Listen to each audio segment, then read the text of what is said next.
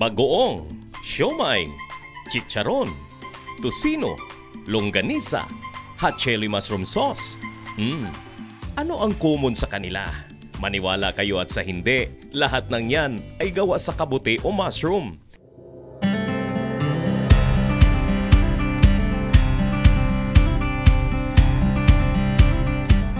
Dito lang yan sa isang mushroom farm sa Barangay Lemsnulon sa bayan ng Tiboli, South Cotabato. Sa mushroom farming, hindi mo na kailangan ng malawak na sakahan dahil pwedeng-pwede ito sa maliit na area na may simpleng kubo o kaya'y covered area.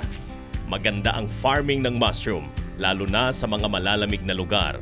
Ang may-ari ng mushroom farm na si Rico Minosa, isang dating OFW, anya, matapos magsawa sa abroad, nagpasya itong mamuhunan for good kasama ang pamilya at mas pinili ang mushroom farming. Inaral nito ang ganitong pagtanim.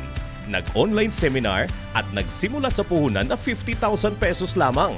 At pagkalipas lamang ng 8 buwan, lumago na ang kanyang puhunan sa 50,000 pesos. Ang kanyang fresh products, sinusupply nito sa mga ka-business partner para sa iba-ibang processed product mula sa kabute. Kabilang sa variety ng mushroom na kanilang pinapalago ang Hungary White, Florida, Black Pearl, Thai Brown at Milky. Ayon kay Minosa, kung maganda lang ang pag-alaga, times 2 ang income mo at halos linggo-linggo ang harvest.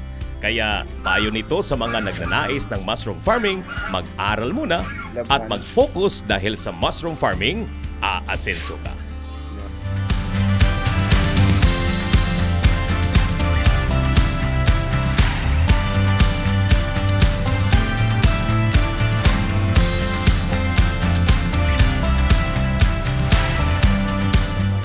Para sa BBM Movement, June Desca, South Cotabato.